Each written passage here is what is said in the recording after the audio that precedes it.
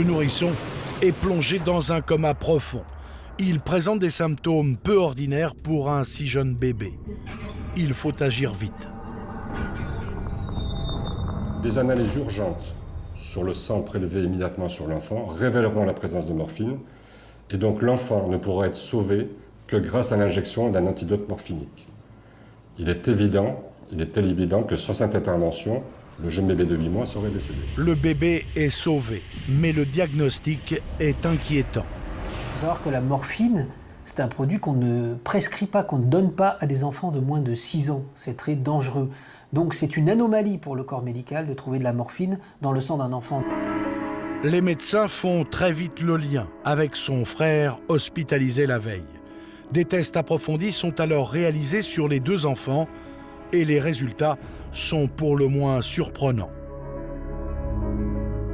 Ils vont se rendre compte qu'il y a absorption de morphine pour les 2 enfants. Non seulement il y a de la morphine donc, dans le sang des 2 enfants, mais qu'en plus c'est à des taux de concentration très élevés puisque le garçon de 2 ans a un taux de morphine 4 fois supérieur à une dose thérapeutique.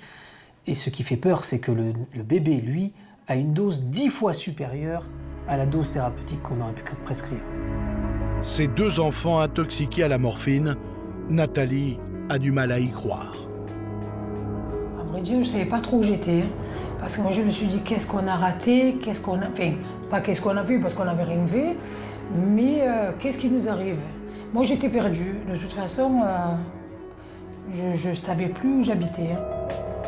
Comment ces enfants ont-ils pu absorber de la morphine?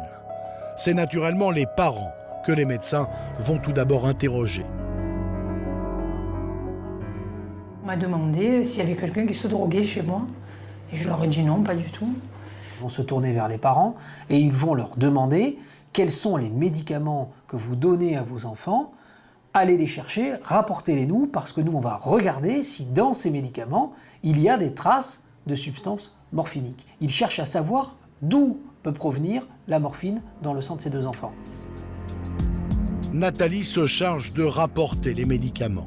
Les médecins les analysent, mais aucun ne contient de substance morphinique. Mais alors comment ces enfants ont-ils pu en absorber ?